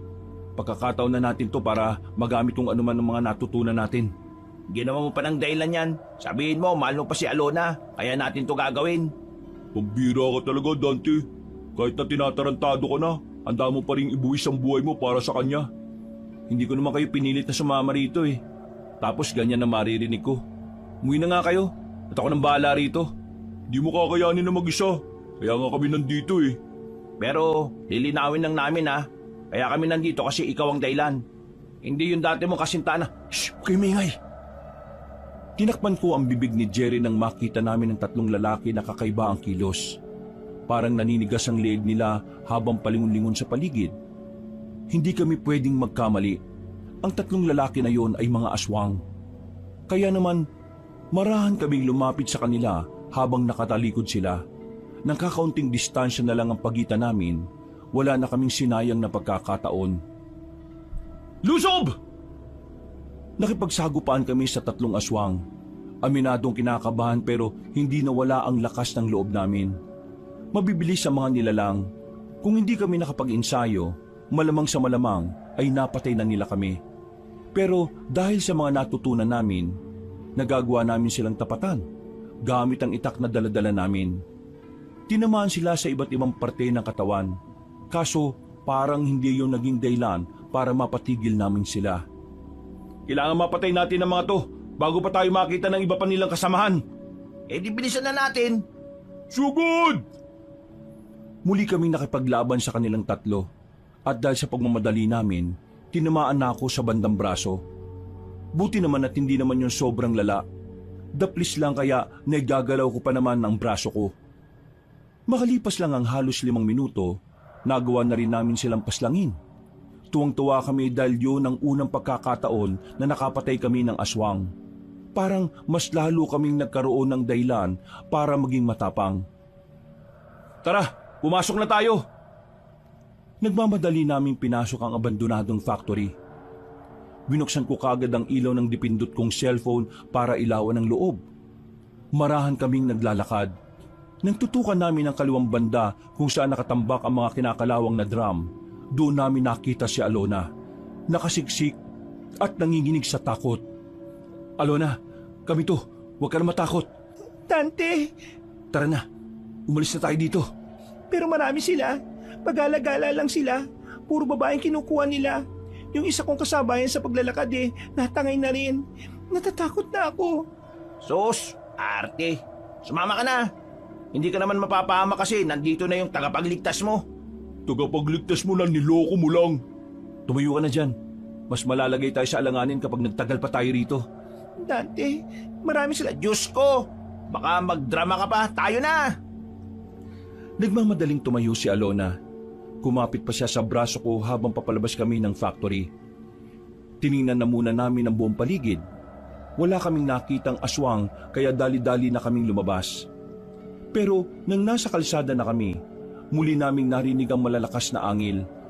Meron din kami mga narinig na sumisigaw ng mga kababaihan. Alona, mauna ka na umalis. Ha? Pababayaan niyo ako maglakad mag-isa? Anong tingin mo sa sarili mo, Reyna? May alalay kapag naglalakad? At saka, baldado ka ba? Marunong ka namang maglakad ah. Ibig ko sabihin, baka mamaya may makasalubog na naman akong halimaw. Eh di maganda. Kung ayaw mo, dito ka muna. Huwag kang lalabas dito kahit anong mangyari. Babalikan ka namin dito kapag nailigtas na namin yung ibang mga babae. Uunahin mo pa talaga yung ibang babae kaysa sa akin? Oo, hindi ba pwede? Ikaw nga, inuna mo ibang lalaki kaysa sa akin eh. Umangal ba ako? Aray mo! Boom! Basag! Hindi ko na hinintay pa makapagsalita si Alona. Iniwan na namin siya sa gilid ng bahay. Kahit na masakit na ang braso ko, hindi ko yun pinansin. Nakatuon ang atensyon ko kung paano namin maililigtas sa mga babae na kinuha ng mga aswang. Nang makarating na kami roon, napatago muna kami sa halamanan nang makita namin ang mga aswang na nasa bakuran ng lumang bahay. Nakaluhod ang mga babae at sa pagkakataong yon, nakabusal na ang bibig. Binabantayan sila ng maraming aswang. At ilang sandali lang, nakita na rin namin ang kakambal ni Mang Carpio na si Leonardo. Di tayo pwedeng basta-basta na lang lumapit. Hindi natin alam kung anong kakayahan nitong si Leonardo eh. Paano natin ililigtas yung mga babae? Kailangan natin mag-ingat. Isang pagkakamali lang natin, pwede nilang kainin agad yung mga bihag nila. Inobserbahan namin ang paligid. Wala kaming makitang daan na pwede naming magamit para makalapit ng di nararamdaman. Mga ilang sandali lang, may dumating pang mga aswang na may bitbit na 2 babae. Nasa 6 na ang nakuha nila. 6 na muna ang dadalhin natin siya ngayon. Malaki nang may tutulong nito mga babae ito para makadagdag sa pisikal na lakas natin. Sige na, kalat ka rin nyo mga babae dyan. Nabahala kami nang makitang paalis na sila. Kahit na gusto naming tulungan ng mga yon, hindi rin naman namin magawa. Masyadong sugal ang gagawin namin kung haharapin namin sila ng kaming 3 lang. Ano? Wala ba tayong gagawin? Papalis na sila oh. Wala, hindi tayo magpapakita sa kanila. Ha? Hayaan lang natin silang mamatay? Nabong, hindi natin to pwedeng ipilit. Alam mong hindi natin sila kakayanin. Mamamatay lang tayo. Kaya ayos lang na mamatay sila. Hindi ayos yun. Ano ka ba naman? Ang sinasabi ko lang naman, kailangan nating piliin ang sarili natin ngayon dahil mas wala tayong magagawa kung pati tayo mamamatay. Masakit mang isipin, pero may mga pagkakataon talagang wala tayong magagawa. Hindi natin sila pababayaan. Susundan natin sila ngayon. Aalamin natin kung saan nila dadalhin ng mga babaeng yon. At saka natin sasabihin kay Mang Carpio. Paano kung pagbalik natin, pinatay na nila yung mga babae? Hindi natin makokontrol ang sitwasyon, Nabong. Kaya gawin na lang natin kung ano makakaya natin. Kung sakali mang ganun na mangyari, wala na tayong magagawa. Pero ipagdasal na lang natin na sana buhay pa sila pagbalik natin. Kahit na delikado at palihim namin sinundan ng mga aswang, wala silang kamalay-malay na nakabuntot kami sa kanila. Makalipas lang ang halos kalahating oras na paglalakad, natanaw namin silang merong pinasukang butas, parang isang lagusan papunta sa ilalim ng lupa. Sa puntong yon, hindi na kami lumapit sa kanila. Sapat na para sa amin na malaman namin kung saan sila naglulungga. Agad na rin kaming umalis doon. Nang makabalik na kami sa baryo namin, dinaanan ko na muna si Alona sa bahay nila para makasigurong nakauwi siya ng ligtas. Nang makita kong naroon na siya, ay nakahinga na rin ako ng maluwag. Dante, sandali. Bakit? May sasabihin ka pa ba? Gusto ko lang magpasalamat. Hindi na kailangan. Ginawa ko lang naman kung anong nararapat. Sinaktan kita, niloko, ginamit. Pero bakit mo ako niligtas? Kagaya nga na sinabi ko, ginagawa ko lang kung ano ang nararapat. Hindi kita niligtas kasi may nararamdaman pa ako sa'yo. Niligtas kita dahil misyon naming makapagligtas ng buhay. Sa susunod, huwag ka nang uuwi ng alanganin ha. Maraming aswang ang gumagala ngayon para manguha ng mga babae. Maawa ka sa nanay mo. Palagi na lang siya nag-aalala sa'yo. O ano? Nangihinaya ka na no? Yung lalaki minamalit mo, siya pa palang may kakayahang protektahan ka sa kapahamakan. Pero yung lalaking pinili mo na puro lang naman pera ang meron, nasaan? Wala! Alam mo, kanina ka pa eh. Hindi lang kita pinapatulan pero ngayon. Tama na. Aalis na ako. Gusto ko na magpahinga. Uy, aminin, nangihinayang. Huwag ka mag-alala. Hindi ka napapatulan itong kaibigan namin. Isa ka pang pangit ka. Nauna na ako naglakad. Hindi ko na nilungon pa si Alona. Pag-uwi ko ay siya pa rin ang iniisip ko. Aminado naman kasi talaga akong may nararamdaman pa rin ako sa kanya. Pero dahil nga sa misyon na kailangan naming gampanan, kailangan kong kalimutan kung anuman ang pagtingin ko kay Alona. Kinaumagahan, wala na kaming sinayang na oras. Hapon pa dapat ang pakikita namin kay Mang Carpio, pero kakasikat lang ng araw ay agad na rin namin siyang pinuntahan sa lugar niya. Mabuti na lang ay naabutan namin siya roon na abalang nag-aayos ng mga pananim nitong halamang gamot. Bakit kayo narito? Ang sabi ko ay mamayang hapon ba tayo magkikita? Mang Carpio, alam na namin kung saan nagkukuta ang mga aswang. Kailangan natin silang lusubin. Meron silang mga bihag na babae. Teka, sigurado na ba kayo dyan? Napalaban kami kagabi kasi niligtas namin yung dating syota nitong si Dante. Bukod doon, may mga kababaihan na kinuha. Nakita rin namin si Leonardo doon. Siya yung namumuno sa mga aswang. Kung hindi tayo magmamadali, baka hindi na natin maabutang buhay yung mga babaeng yun. Kailangan natin sila iligtas. Ihanda niyo ang mga tao ninyo. Ihanda ko rin naman ang sakin. Makita tayo sa tagpuan. Dali-dali namin binalikan ng iba naming kasama. Na makumpleto na kaming lahat, ay agad na rin kaming nagtungo sa tagpuan. Ilang minuto lang, dumating na rin si Mang Carpio kasama ang 10 manunugis. Ayon sa kanya, bitirano na rin ang mga yon kaya malaki ang may tutulong na mga yon sa labanan. Wala pang alas 8, umalis na rin kami. Nagsimula kaming maglakbay at makalipas nga lang ng ilang oras, nakarating na rin kami sa lugar. Nakatago lang muna kami sa gilid habang nag-oobserba sa paligid. Mang Carpio, yung nakikita mong tambak ng dayami, ayan yun, may butas dyan pababa, may lagusan papunta sa ilalim ng lupa. Hindi pa rin nagbabago si Leonardo.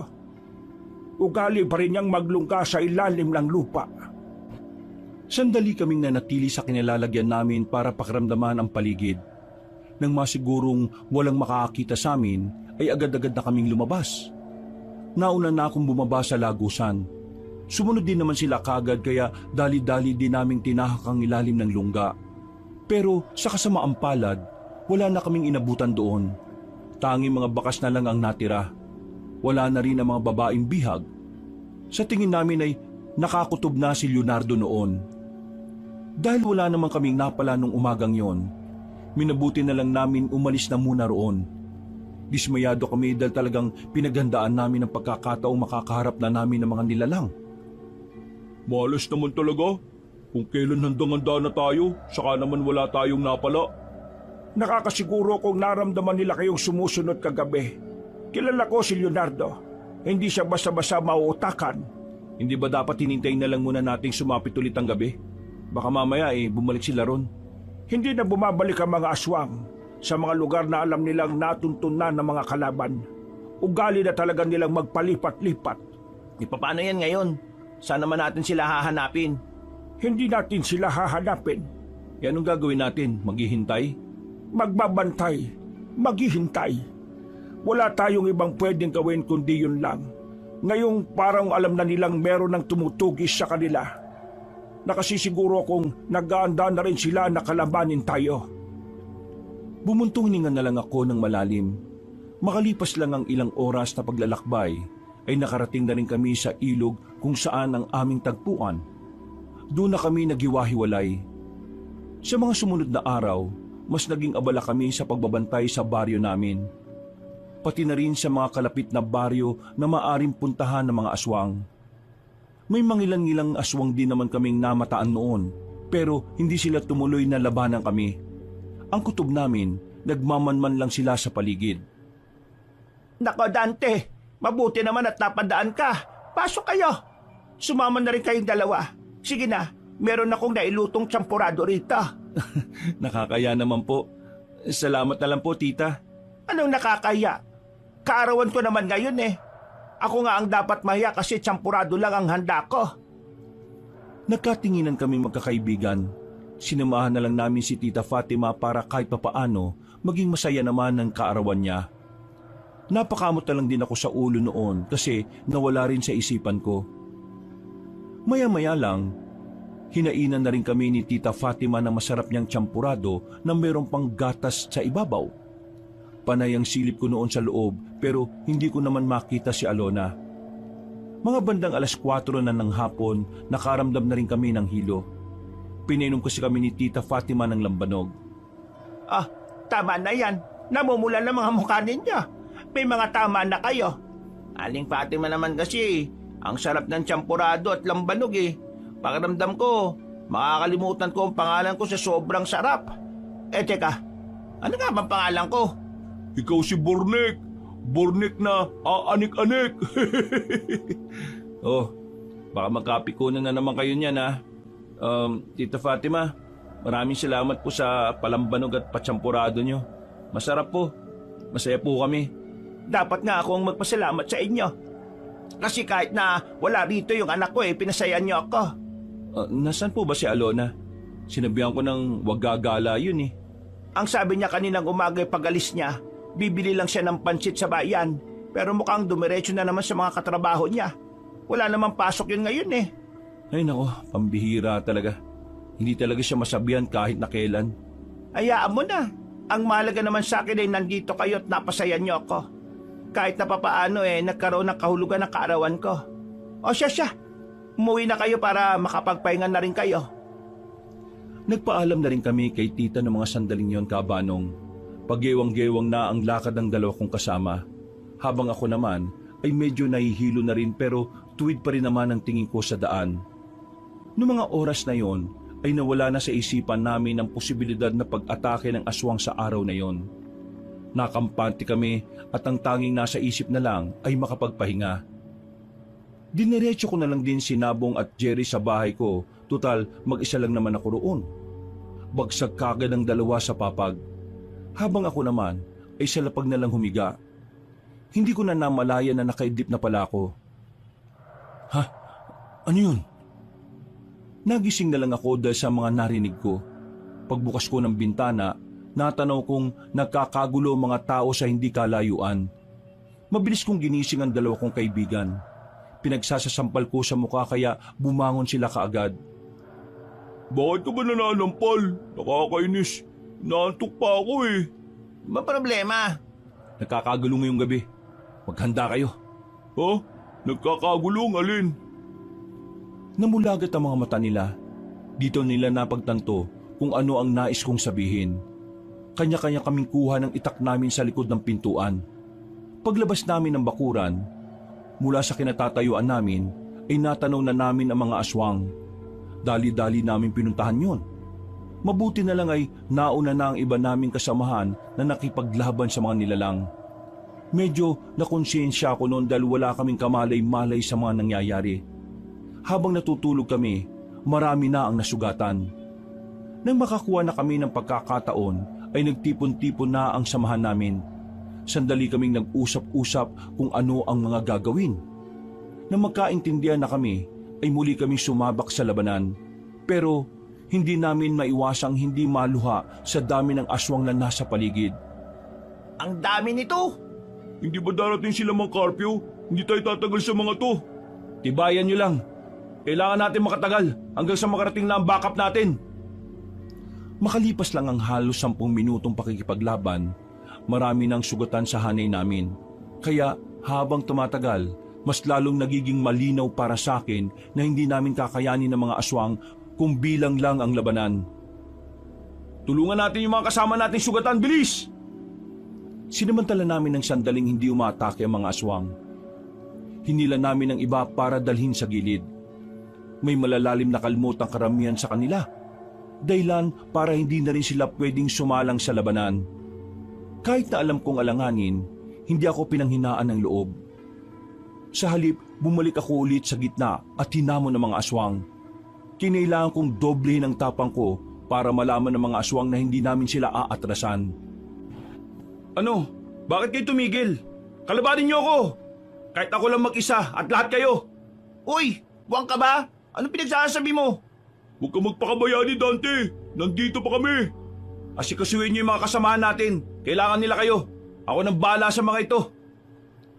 Hindi ko na nadugtungan ang sasabihin ko nang biglang umatake sa akin ng mga aswang. Dali-dali ko naman silang sinabayan. Nagamit ko na ang mga naituro sa akin ng Mang Carpio sa mga pagkakataong yon. Pero kahit na ganon, hindi ko pa rin sila maubos-ubos. Kapag may tinatamaan ako, may nakakatama rin sa akin. Habang tumatagal, nasisilip ko na kung saan hahantong ang pakikipaglaban ko sa kanila. Kaya ang tinatak ko na lang sa utak ko, lalaban ako hanggang dulo. Dudumugin na sana nila ako nang biglang nagdatingan sila Mang Carpio. Kasama niya ang mga kapwa niya albularyo at manunugis. Pinagtatatagaan nila ang mga aswang. Dahil sa kanilang kausayan ay agad nila yung napaslang. Pero ang iba naman ay nagawa pa rin makatakas. Pasensya na at medyo nahuli kami. Ang malaga dumating kayo. Nabong, Jerry, dalhin niyo ang mga kasama niyo sa ligtas na lugar. May sasama sa inyong tao ko para gamutin sila. Dante, kaya mo pa ba? Oo, kayang-kaya ko pa. Sumama ka sa akin.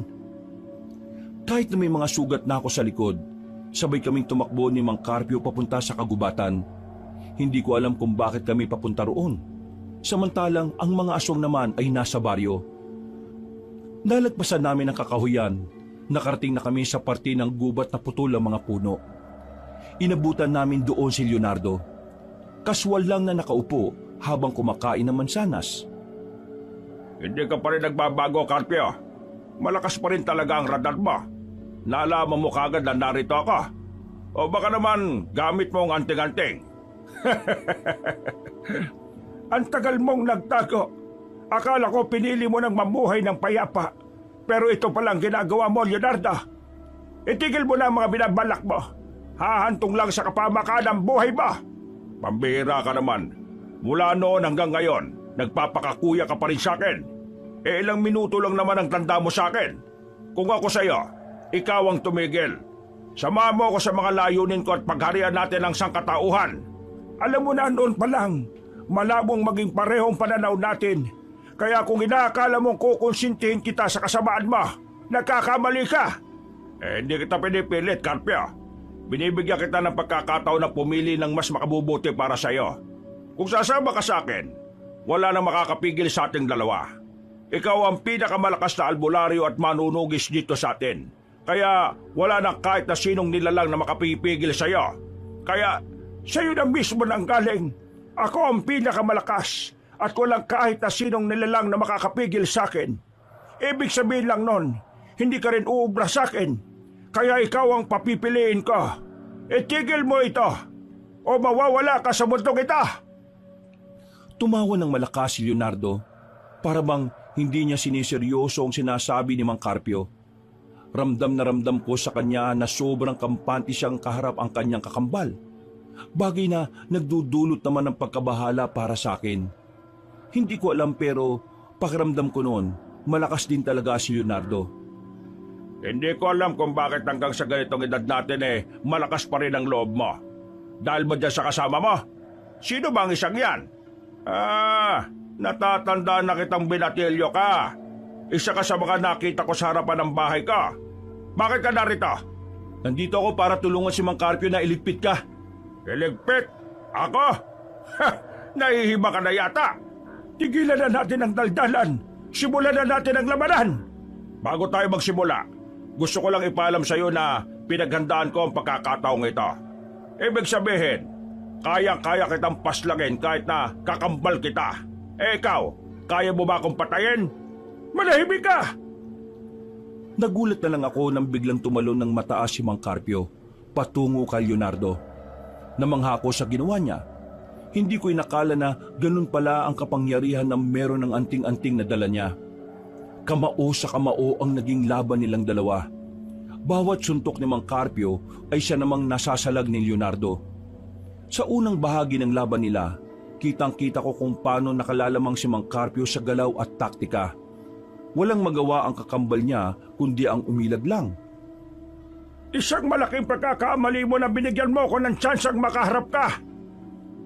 Bakit ka nagpapakampante agad?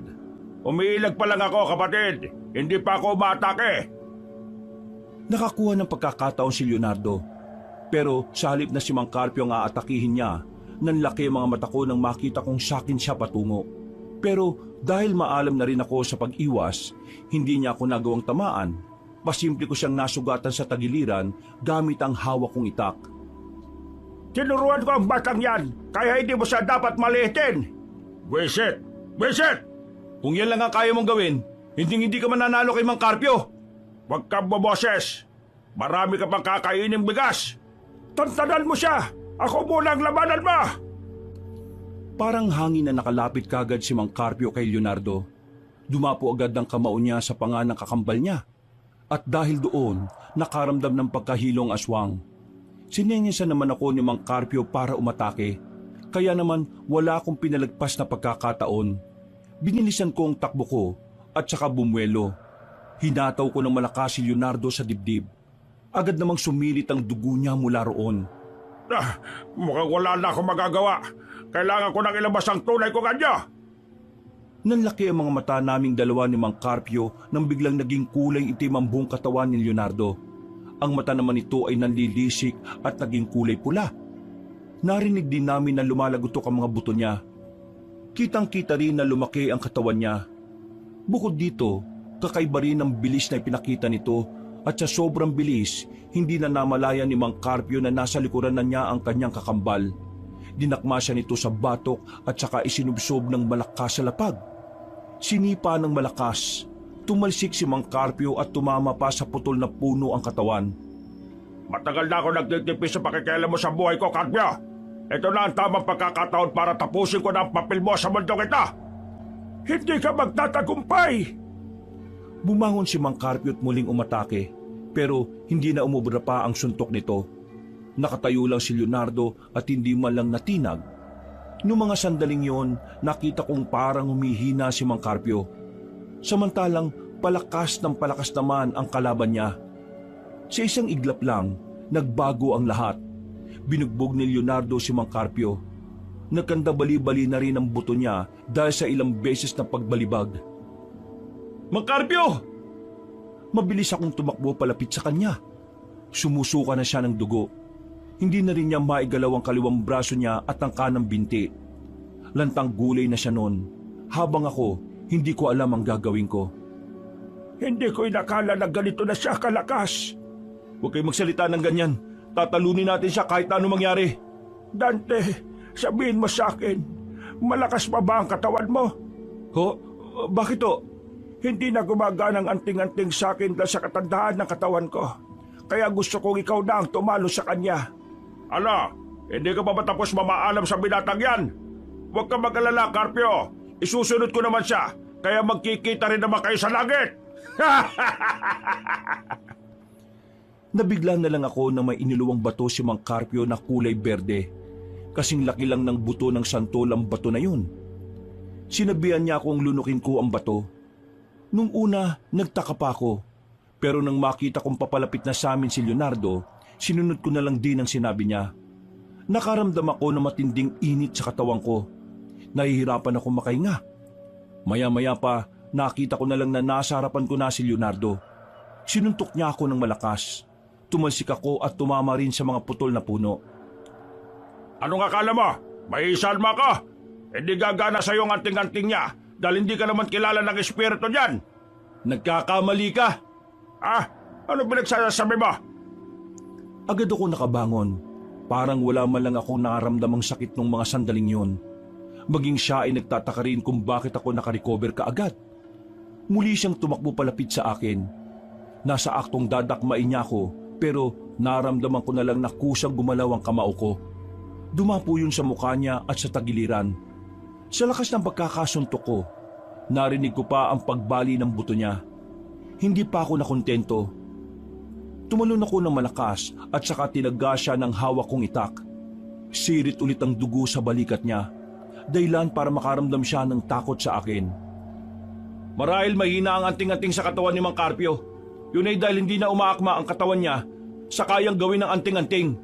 Pero ngayon nasa tamang katawan siya. Kailangan niyo na magdasal sa mga demonyong sinasamba niyo. Wala akong sinayang na pagkakataon, Kabanong. Parang hangin akong lumapit sa kanya. Tinarak ko ang itak sa tagiliran niya at agad na hinugot. Sumirit na naman ang dugo pero hindi ako tumigil.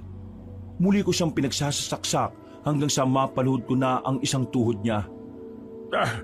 Paano ko magagawang talunin ng isang baguhan? Hindi ka pa rin natututo hanggang ngayon, kapatid. Masyado ka pa rin kampante. Minamalit mo ang mga taong tingin mo ay mas mababa sa'yo. Yan ang ikababagsak mo. Hindi ako magpapatalo. Hindi ako papayag. Kailangan mo nang tanggapin, Leonardo. Hanggang dito na lang ang lahat ng mga pinaplano mo. At sa pagkawala mo, sana mapagtanto mo na walang hahantungan na maganda ang lahat ng kasamaan sa mundong ito. Sinubukan niya pang tumayo, pero gegewang-gewang na siya nung mga sandaling yon. Binuhos niya ang natitira niyang lakas para atakihin ako, pero hindi na niya magawang makatama. Sobrang dali na niyang ilagan dahil mabagal na rin ang mga galaw niya. Pagtingin ko kay Mang Carpio, sumenyas na siya sa akin, pero nakita ko rin sa kanya ang lungkot. Alam kong hindi madali para sa kanya na makitang mawala ang tinuturing niyang kapatid at kakambal. Kaya't laking pasalamat ko na rin na ako ang tatapos kay Leonardo at hindi siya. Nang sa ganon, mas madali niyang matatanggap ang pagkawala ni Leonardo. Tapos ka na ngayon! Tinara ko ang itak sa dibdib niya. Sa puntong yon ay napatigil na rin siya. Nanlalaki ang mga mata. Sumuka ng dugo at ilang beses na naubo. Paggugot ko ng itak ay agad din naman siyang bumagsak. Nakatingin siya sa akin pero ilang sandali lang ay nalagutan na rin siya ng hininga habang nakadilat ang mga mata. Nagawa naming talunin ng mga aswang noong gabing yon, Kabanong. Wala nang natira na kahit isa. Masakit man para kay Mang Carpio ang nangyari, sa kabilang banda ay nagawa pa rin niyang maging masaya. Dahil sa wakas, nabigay na rin niya ang katahimikan para sa kanyang kakambal. Samantala, hindi na binawi sa akin ni Mang Carpio ang anting-anting. Ayon sa kanya, mas magagamit ko ito dahil bata pa ang katawan ko. Sa mga sumunod na taon, mas lalong nakilala ang samahan namin. Si Mang Carpio, naging tagapayo na namin siya. Hindi na niya kaya pang lumaban dahil matapos ang nangyari, hindi na rin niya magawa pang makalakad. Nakaupo na lang siya sa upuan na digulong. Hindi na rin kami nagbalikan ni Alona kahit na nagkaayos naman na kami. Nagbago na siya at nagpakatino. Pero hanggang doon na lang din yon. Itinuon ko na kasi ang buhay ko sa pagiging manunugis para ipagtanggol ang mga tao kontra sa mga aswang. Sa mga naranasan ko, mas naintindihan ko na ang tunay na layunin ng aming samahan. Bukod sa pagkilala, nabuo kami para maging sandalan ng mga taong pilit inaangkin ng kadiliman. Hanggang dito na lang po, Kabanong. Sana'y nagustuhan niyo ang aking kwento. Muli, ako po si Dante. Maraming salamat po sa inyong pagsubaybay. Mga kabangers, mga kayanggaw, si Kabanong po. Bago tayo magwakas ay nagpapasalamat po ako sa lahat ng mga nakinig sa kwento natin ngayong araw na ito. Sana po'y nagustuhan nyo ang kwento natin at kung sakaling nagustuhan nyo nga ito at gusto nyo pa namang ganitong klase ng kwento, sana po'y mag-subscribe kayo sa channel natin, lalo na yung mga bago pa lang dito sa channel. At huwag nyo rin pong kalimutang mag-comment at mag-subscribe. Kung medyo nabitin po kayo sa kwento natin, bisitahin nyo rin po yung ibang channel natin, yung Pamela Clamil, kung saan nagnanarita ko bilang Lolo Pael at ako rin po bilang Kabanong. Mag-subscribe na rin po kayo doon kasi konti pa lang ang mga subscriber doon. At kung gusto niyo naman po ng mayroong pinapanood, iniimbitahan ko po kayong bisitahin ang bagong-bagong channel natin, ang Kabanong version 2.0, kung saan meron na pong moving images doon na mapapanood. At syempre, may mapakikinggan na rin po kayo na narration na meron pong music and effects. O di ba mas maganda? Kaya sana po'y mag-subscribe kayo para makasama naman kayo sa first 100,000 subscriber ng channel na yon. At para hindi po kayo mahirapan na hanapin yung mga channel na nabanggit, ilalagay po namin sa description o sa pin comment yung link ng mga channel. Asahan ko po kayo ha. Hanggang sa muling mga kwento, wakas!